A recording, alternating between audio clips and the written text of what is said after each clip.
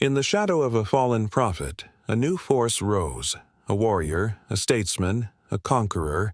His name was Abd al-Mu'min, and he would not only fulfill the vision of his late master, Ibn Tumart, but surpass it in ways no one could have imagined. From the burning deserts of Morocco to the golden cities of Al-Andalus, he led his Almohad warriors on a relentless march of conquest, crushing the once mighty Almoravids and forging an empire that would rival the greatest in Islamic history. But power is never easily won, nor is it easily kept. This is not just a story of war. It is a tale of ambition, faith, betrayal, and unrelenting determination. It is the rise of a man who refused to accept failure, a man who would stop at nothing to shape the world in his image, a man who would build an empire that would shake the very foundations of history. The rise of a general. The deserts of North Africa are harsh and unforgiving. It was in this merciless land that Abd al-Mu'min was born, humble, unknown, but destined for greatness. As a young man, he was drawn to the teachings of Ibn Tumart, the fiery preacher who promised to cleanse the Islamic world of corruption and heresy.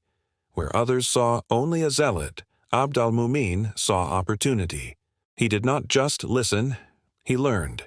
He did not just follow, he adapted. While Ibn Tumart preached divine justice, Abd al-Mu'min studied the art of war, the politics of power, the intricacies of loyalty and control. When the time came, he would be ready. But then, disaster. Ibn Tumar was dead. The movement was in chaos.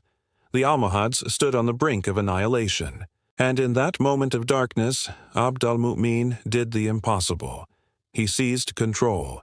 He declared himself the rightful leader, not just of the Almohads but of all who sought a new world. He was no mere preacher.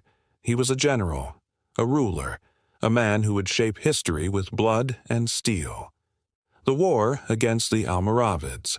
The Almoravids were once the masters of North Africa and Spain, warriors of the desert who had carved out a vast empire.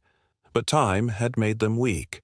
Their rulers had grown complacent, their faith diluted by luxury and corruption. Abd al-Mu'min saw their weakness and he knew what had to be done. At first, the war was slow. Skirmishes in the mountains, raids in the desert. But then, like a gathering storm, the Almohads struck with full force.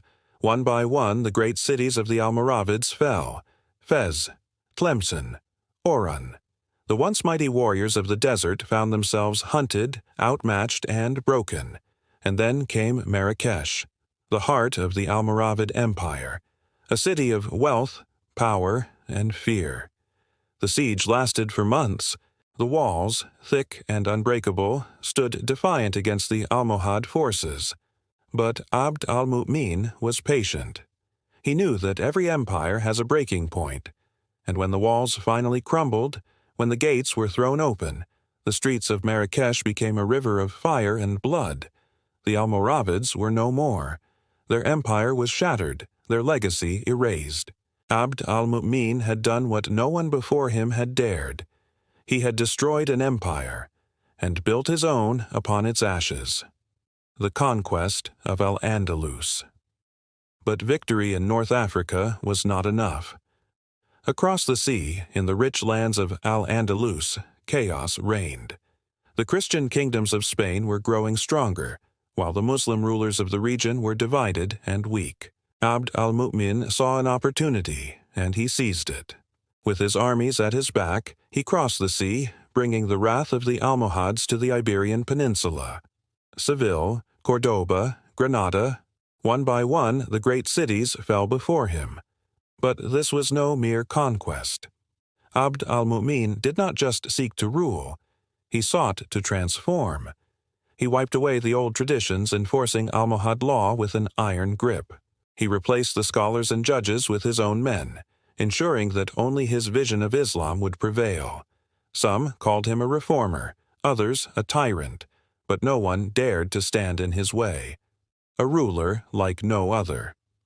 With North Africa and Al-Andalus under his control, Abd al-Mu'min was at the height of his power.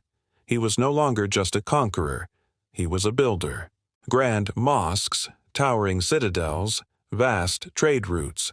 Under his rule, the Almohad Empire flourished.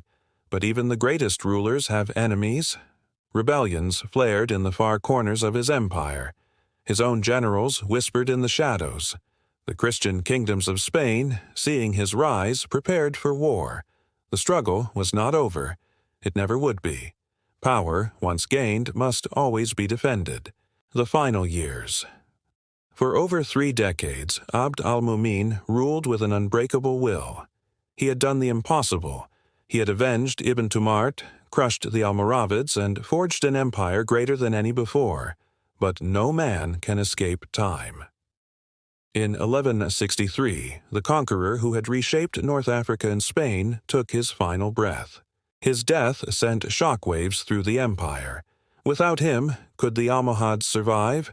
Would his sons and generals hold the kingdom together, or would the empire crumble as so many before it had? The answer would come in blood. Conclusion. Abd al-Mu'min was more than a man. He was a force of nature, a storm that swept through history and left nothing unchanged. He was a warrior, a ruler, a visionary, and perhaps, in the end, a man consumed by the very power he sought to control. But history does not forget. It remembers the conquerors, the builders, the men who defied fate and reshaped the world. Abd al-Mu'min was one of them. And so his story lives on, a legend carved in the sands of time. Was he a savior? Or was he just another warlord, willing to spill oceans of blood to carve his name into history? That, dear viewer, is for you to decide. Subscribe for more epic tales from history.